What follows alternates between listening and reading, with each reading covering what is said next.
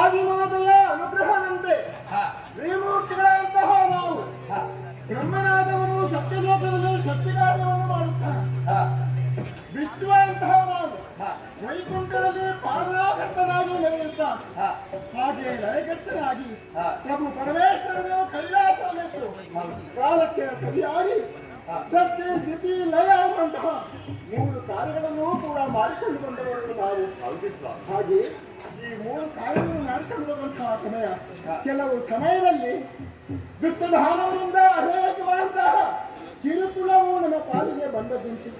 ದೇವತೆಗಳು ನಮ್ಮನ್ನು ಆಗಾಗ ನಮ್ಮನ್ನು ನೆನೆಸಿಕೊಂಡು ದುಷ್ಟದಾನಗಳ ನಾಶವನ್ನು ಮಾಡಿ ಸತ್ಯ ಹಾಗೂ ಈ ಲೋಕದ ಕಲ್ಯಾಣವನ್ನು ಮಾಡಬೇಕು ಅಂತ ನಮ್ಮಲ್ಲಿ ಗೋಗೆರಡವೂ